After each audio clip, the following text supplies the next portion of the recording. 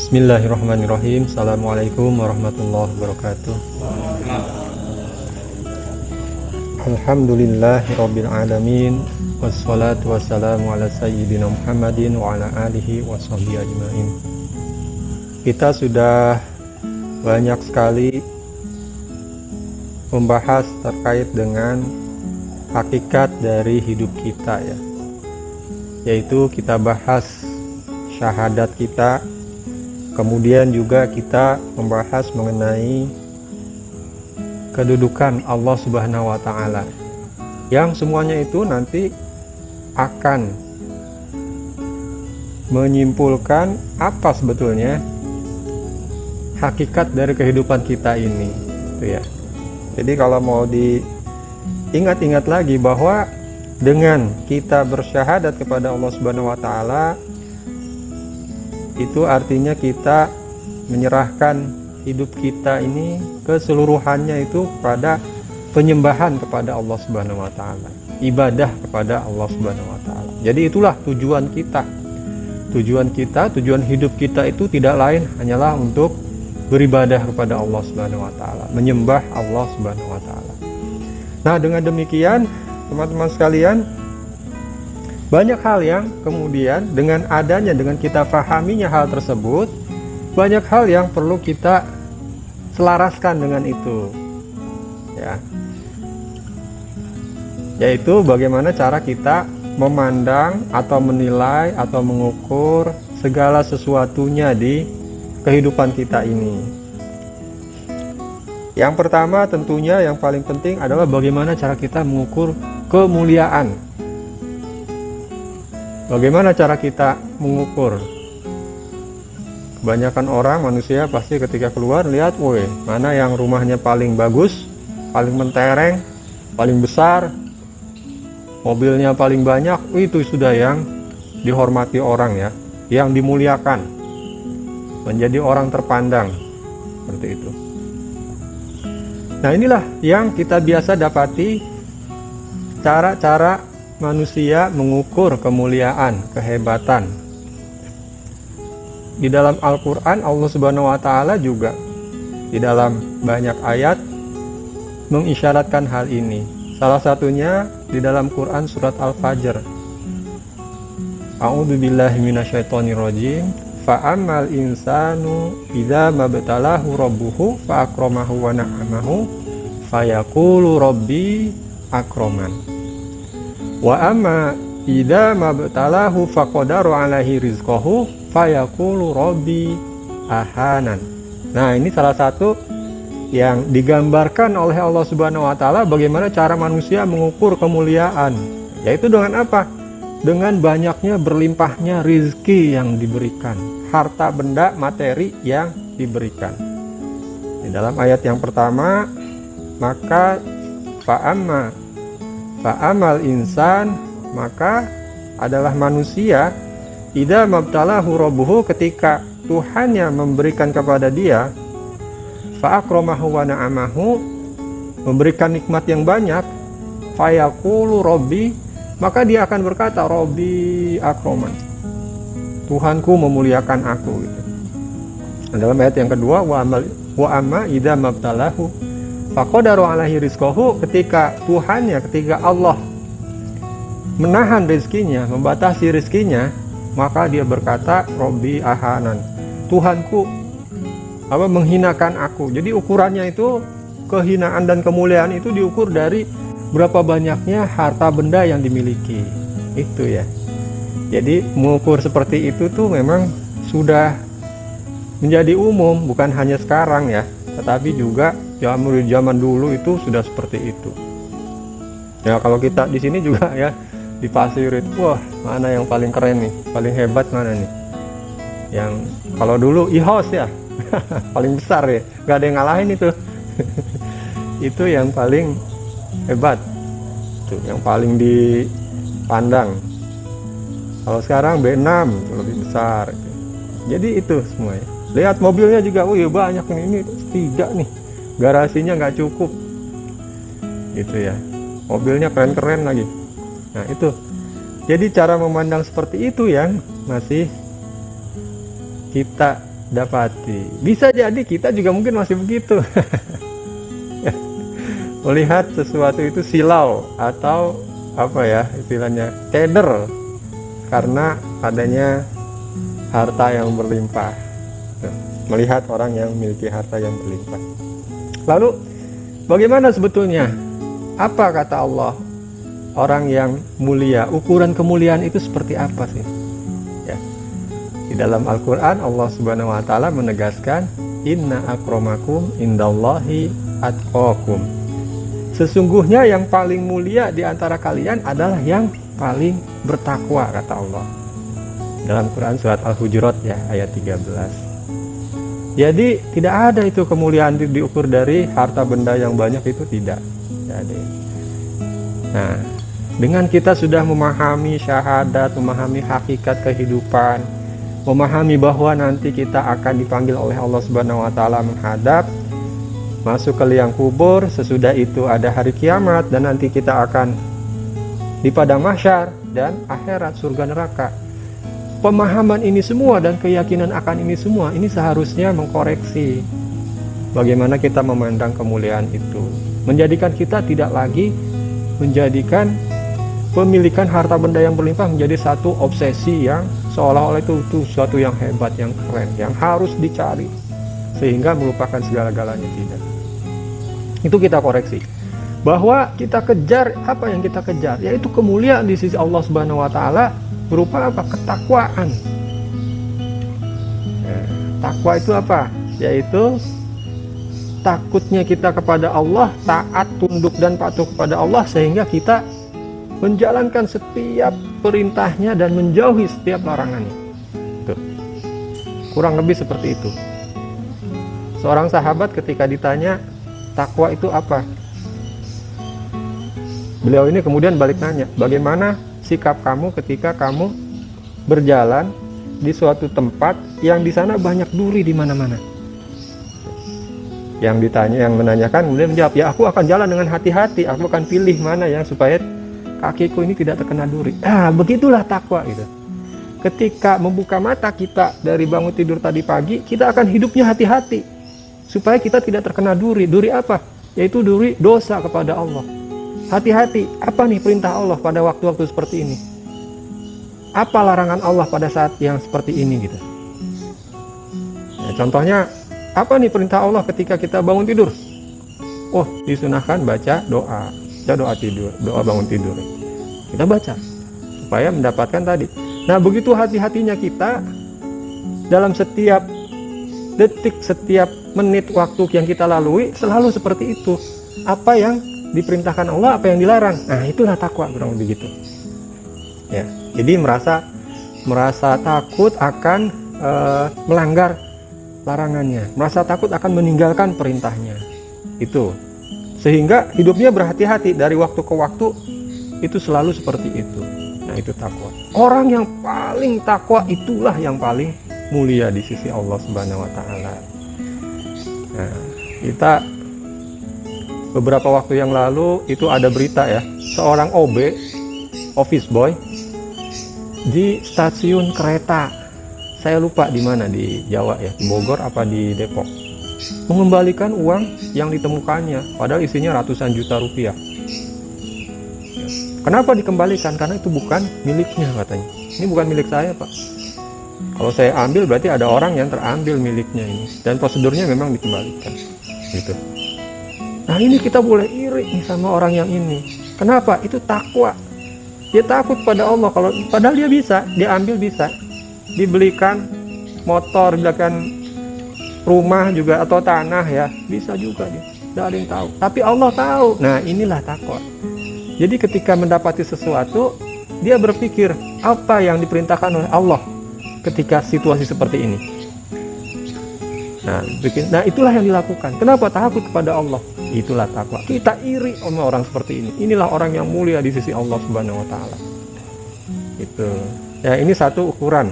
Jadi kita tidak jadikan bergelimangnya harta benda itu menjadi ukuran kemuliaan yang kemudian kita silau di hadapannya. Tidak. Dan apalagi kemudian menjadi obsesi kita untuk bisa seperti itu. Tidak.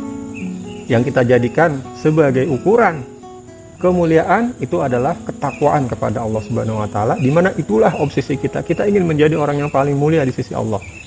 Dengan cara apa? Kita terus-menerus meningkatkan ketakwaan kita kepada Allah Subhanahu wa taala. Bagaimana caranya? Dalam setiap kehidupan kita membuka mata terus, setiap menit, setiap detik, setiap saat pikiran kita itu adalah kepada kehati-hatian. Apa nih yang diperintahkan Allah pada situasi seperti ini? Apa yang dilarang untuk dilakukannya? Naik motor dari rumah atau bawa mobil. Di jalan, kita berpikirnya ke sana. Apa yang boleh, apa yang tidak boleh oleh Allah? Apa yang disukai oleh Allah, apa yang tidak disukai oleh Allah? Apa yang membuat kita berdosa, apa yang membuat kita berpahala? Itu. Nah, termasuk ketika melihat Mas Yono, ada yang terbuka sedikit. Nah, jangan diikutin. Gitu ya. Itu dilarang oleh Allah. Nggak boleh kita melihat aurat yang kita tidak boleh melihatnya. Nggak boleh. Berhati-hati. Gitu. Nah, jadi dalam setiap langkah, setiap saat kita seperti itu ya. Itulah yang merupakan ukuran kemuliaan di sisi Allah. Itu yang harus kita kejar. Kemudian juga ukuran-ukuran kebaikan, baik tidaknya seseorang. Rasulullah SAW sudah banyak mengindikasikan ya cara kita mengukur baik atau tidaknya kualitas diri kita atau diri. Jadi bukan diukur dari misalnya, wah hebat kenapa sekolahnya di Jerman, enggak ada. Hebat kenapa cacistus bahasa Inggrisnya. Nanti kalau kita anak-anak ya, anak-anak kita itu jangan diukur dari situ. Tapi apa kata Rasulullah, salah satunya adalah khairukum man ta'allamal Qur'an wa 'allamah. Sebaik-baik kalian adalah orang yang belajar Quran dan mengajarkannya. Itu yang kita kejar, anak-anak kita. Ayo kita ajarin Quran. Kita bangga kalau anak-anak kita kemudian senandungnya senandung Quran, dikit-dikit Quran. Sambil dia main, dia melafalkan, membiasakan Quran. Itu. Istri kita dengeran baca Quran. Itu kita bangga. Kenapa? Karena Rasulullah mengatakan yang seperti itu yang terbaik. Belajar Quran, apalagi mengajarkannya. Nah, itu. Ya, jadi cara kita memandang yang terbaik itu seperti itu. Jadi kalau kita lihat di Pasir. Siapa yang terbaik? Yang terbaik siapa kalau gitu? Ya walaupun ya, wallahu a'lam ya, hati manusia dan sebagainya kita nggak bisa tahu, tapi secara kasat mata aja sekarang kita bisa menilai. Maksudnya jangan silau gitu dengan yang rumahnya besar gitu, B2, oh rumahnya hebat gitu, besar, lantai 2, mobilnya mobil bagus gitu, warna merah. Nah, lihat dulu di dalamnya itu ada belajar Quran nggak, mengajarkan Quran nggak. Itu semua hampa. Apa yang nampak itu, rumah yang besar itu, mobil yang bagus itu, tinggal semuanya, tidak akan dibawa. Sama nantinya, masuk kubur itu cuma sehelai kain kafan saja yang dibawa di sini. Selesai, tidak ada. Yang paling baik adalah yang tadi, yang paling mulia adalah yang paling takwa, yang paling baik tadi adalah yang belajar Quran dan mengajarkannya. Kemudian yang kedua, yang ketiga, kata Rasulullah dalam salah satu hadis, ada dengki iri yang diperbolehkan katanya kata Rasulullah. Yaitu apa? Kepada dua jenis orang. Yaitu yang pertama adalah orang yang diberikan oleh Allah kemampuan membaca, menghafal Quran, dan dia membacanya, menghafalnya dan berinteraksi dengan Quran itu siang dan malam. Dikit-dikit Quran, dikit-dikit Quran. Selalu lekat dengan Quran. Kalau di Balikpapan, karena perjalanan kebanyakan pakai kendaraan pribadi ya, itu tidak terlalu kelihatan. Kalau di Jakarta, itu bukan main. Di KRL, kereta misalnya, kita akan mendapati orang-orang yang sambil berdiri itu baca Quran. Gitu. Terus di tempat ruang-ruang tunggu, di mana itu kita lihatin ada yang Quran. Jadi lekat hidup kita ini dengan Quran. Itulah salah satu bentuk kebaikan yang kata Rasulullah boleh kita iri kepada orang tersebut. Nah, yang kedua yang kita boleh iri adalah orang yang dikaruniai oleh Allah rezeki yang banyak dan dia itu dermawan, beramal gitu. Dengan rezekinya itu, dengan hartanya itu dia beramal. itu boleh jadi 2. Nah, inilah yang kemudian kita perlu jadikan patokan. Jadi ada berapa tadi? 1, kemuliaan itu diukur dari ketakwaan kepada Allah Subhanahu wa taala. Kebaikan-kebaikan kita ukur dari seberapa lekat eratnya interaksi kita dengan Al-Qur'an. Baik itu membacanya, menghafalnya, murojaah, mendengarkan dan sebagainya. Apalagi belajar dan mengajarkan. Itulah bentuk kebaikan. Kemudian yang ketiga, yang paling baik itu atau yang boleh kita iri adalah orang yang punya harta banyak tapi dia juga dermawan, berinfak dan sebagainya. Kalau istilahnya Rasulullah, dan dia menginfakkan siang dan malam, kata Rasulullah SAW. Istilahnya seperti itu. Nah, kemudian kita juga mendapatkan petunjuk atau yang disebutkan oleh Rasulullah, yang terbaik di antara kalian adalah yang paling baik terhadap keluarganya, ya, berakhlak paling baik, berlemah lembut, menyayangi keluarganya. Itu. Kemudian yang paling baik di antara kalian adalah yang paling baik dalam melunasi hutang, kata Rasulullah dalam hadis yang lain. Nah, ini harus kita jaga kalau kita mau jadi orang yang baik, yang paling baik di antara orang-orang yang lain. Kemudian satu lagi adalah tangfa'uhum linnas, ya, yang paling bermanfaat bagi orang banyak. Nah, ini kita semua nih, terutama teman-teman yang di sini, sangat berpeluang untuk bisa menjadi yang terakhir ini, bermanfaat bagi manusia lain. Yaitu apa?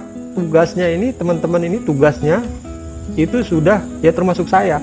Tugas saya sekarang ini adalah memelihara, ya, area Pasirit ini, memelihara. Kalau ada yang rusak diperbaiki, kalau ada yang, ya termasuk ini harus dipotong rumputnya, ini ditebang dan sebagainya supaya tidak mencelakai orang.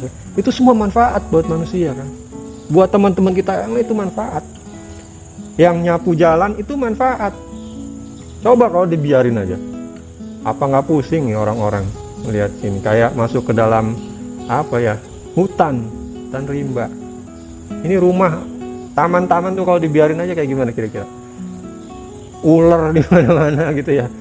Gitu. Nah, semua yang kita lakukan ini adalah manfaat buat orang lain. Maka kita jadikan tugas kita, kerja kita di Pasirit ini adalah untuk itu tadi, bermanfaat bagi orang lain sebagai bentuk ibadah kita kepada Allah Subhanahu wa taala dan memberikan manfaat kepada orang lain. Insya Allah itu adalah salah satu ciri dari yang disebutkan Rasulullah yang terbaik di antara kita, di antara manusia. Itu ya. Nah, jadi mulai sekarang kita coba introspeksi, kita coba lihat ke dalam diri sendiri.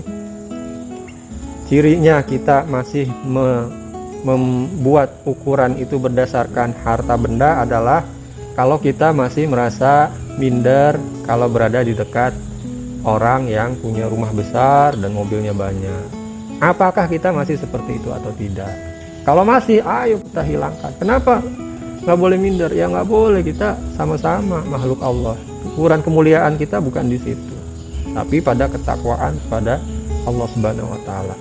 Nah, minder aja nggak boleh, apalagi iri dengan begitu terobsesi, kemudian melakukan segala sesuatu, ya, untuk bisa seperti itu. Bahkan kalau dengki itu melakukan sesuatu supaya dia hilang, itu nikmat yang didapat oleh orang tersebut hilang. Nah, itu dengki ya. Nah, itu ya, mulai kita atur bagaimana cara kita melihat sesuatu, kita ukur itu. Itulah nanti sebagai salah satu patokan buat kita, apakah memang benar-benar pemahaman kita terhadap tadi syahadat kita, kemudian hakikat dari hidup kita, keimanan kita kepada akhirat itu sudah mantap apa belum menancap di hati kita. Ciri-cirinya adalah salah satunya itu, bagaimana kita ngukur kehebatan-kehebatan, kemuliaan, kebaikan-kebaikan di sekeliling kita, di masyarakat kita. Apakah kita sudah menjadikan tadi keimanan kita sebagai patokan, ya, patokan. gitu. Kalau di dalam hadis Arba'in itu di hadis ke-41, nanti coba buka deh.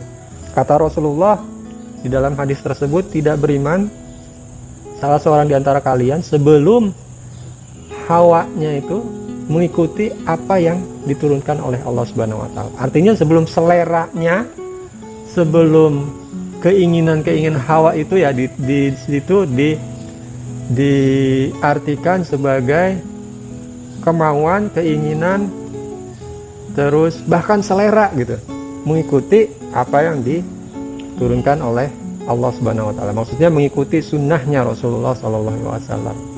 Contohnya ketika kita ini udah terlambat semuanya, kecuali satu, Mas Yono belum nih, memilih calon pasangan ya, milih ibu buat anak-anak kita.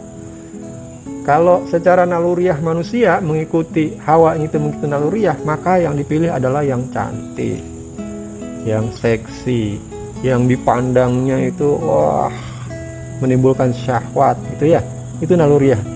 Tapi kata Rasulullah itu tidak sempurna imannya, bahkan belum beriman. Kenapa Mas kalau masih mengikuti itu? Nah, yang dibilang sudah beriman, sudah sempurna imannya adalah mengikuti apa yang ditunjukkan oleh Rasulullah gitu. Yaitu kualitas wanita itu seperti apa? Wanita, cari wanita yang solehah, kan gitu ya. Gitu. Itu maksudnya seperti itu. Demikian juga terhadap segala sesuatu hal. Misalnya kita mencari rumah, alhamdulillah udah bisa ngambil rumah nih dari perusahaan misalnya, cari rumah. Nah, baru kemudian nih hawanya bermain nih. Wah, enak yang sebelah sana. Kenapa? Di sana dekat mall. Itu. Kalau mau belanja gampang, tinggal nyebrang. Itu ya. Itu hawanya bermain di situ. Nah, sana aja. Di sana itu dekat permainan anak-anak. Ada kolam renang yang besar di situ, ada wah macam-macam deh pokoknya. Itu istilahnya water apalah gitu ya, yang ada seluncuran, ada ini, ada itu gitu. Situ anak-anak seneng.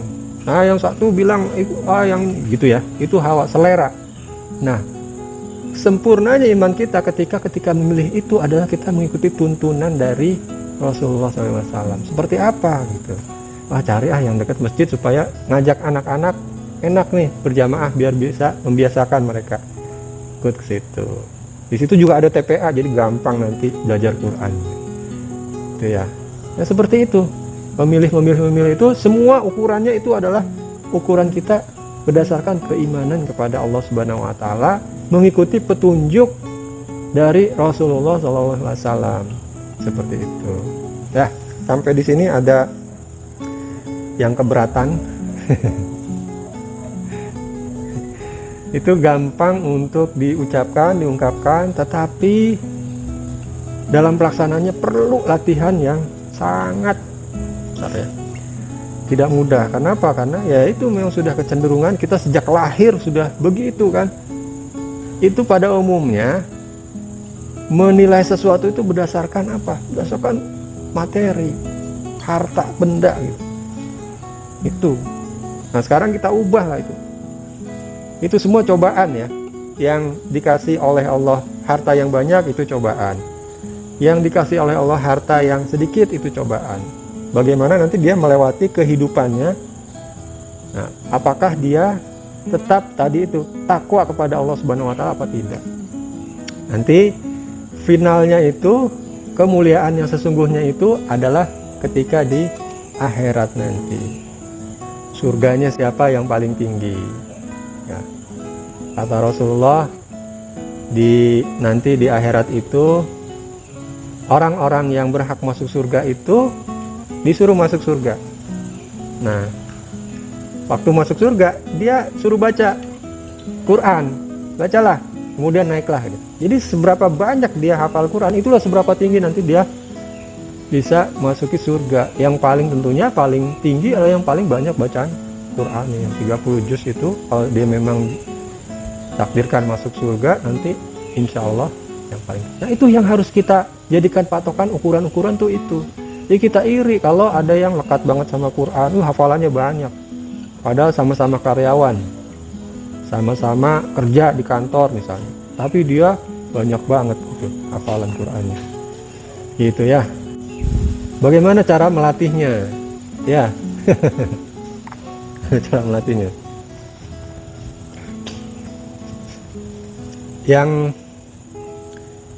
Yang paling harus kita lakukan adalah selalu mengingat makna dari kehidupan kita, ya. Itu harus selalu kita ingat. Sebenarnya kita udah dikasih tahu loh sama Allah Subhanahu wa Ta'ala, sama Rasulullah, ketika kita sholat, itulah kita kemudian mengingat lagi bahwa hidup kita ini inna sholati wa nusuki wa mahyaya wa mamati lillahi rabbil alamin la syarika. Jadi disitulah ketika kita menghayati, ya. Nah itulah ketika kita sholat itu ibaratnya kita kembali lagi. Tadi waktu kita kerja melihat begini, wah merasa ini, merasa kagum. Begitu kita sholat kita kembali lagi, ya Allah, tidak ada yang lebih mulia di sisimu kecuali yang bertakwa kepada Engkau, ya Allah. Gitu ya. Kita ingat lagi ketika sholatlah kita kembali lagi kepada Allah. Mengingat lagi hakikat kehidupan kita tuh waktunya di situ. Kita kuatkan lagi semuanya, syahadat kita, semuanya. Nah, bayangkan kalau kita setiap sholat seperti itu, ya. Keluar lagi dari sholat kan udah jernih lagi ya hati kita. Terus di antara sholat itu kita melihat macam-macam lagi tuh, bukan monyet. Nah ini langsung galau lagi nih kita. Balik lagi sholat, kita kembali lagi kepada hakikat hidup kita, bahwa hidup kita adalah menyembah Allah, bahwa nanti kita akan mati, bahwa nanti kita akan ya. Nah, jernih lagi ya. Begitu aja terus. Makanya kata Rasulullah ketika menggambarkan orang yang sholat 5 waktu, beliau bertanya kepada para sahabat, kalau kalian itu setiap hari mandi 5 kali sehari, kira-kira bagaimana badannya? Oh bersih katanya, bersih, tidak ada kotoran kan. Nah begitu juga sholat. Jadi ketika sholat itulah kita manfaatkan untuk lidzikri, untuk mengingat aku, kata Allah. Jadi sholat kita usahakan jangan kosong, jangan autopilot. Kita isi dengan itu semua, kita kembali. Kata demi katanya dalam sholat kita pahami dan kita hayati. Mulai dari doa iftitah, ya. Itu. Terus sampai Al-Fatihah, terus sampai ayat Quran. Terus tasbih gitu ya, ketika sujud, ketika ruku, ketika i'tidal memuji Allah, itu kita hayati. Itu insya Allah akan mengembalikan kita. Itu satu ya. Kalau itu aja dilakukan, itu sudah aman lah hidup kita itu. Ketika dari subuh sampai zuhur kita berinteraksi sama teman, sama siapa kan penuh kita. Kadang iri, ada rasa iri, kadang ada rasa ini, rasa itu, aduh. Sama anak, istri dan sebagainya itu. Begitu masuk waktu sholat, kita sholat, kembali lagi kita. Hidup kita untuk apa? Disitulah kita. Makanya balik lagi, bersih lagi hati kita itu. Nah itu satu caranya yang paling bisa kita lakukan.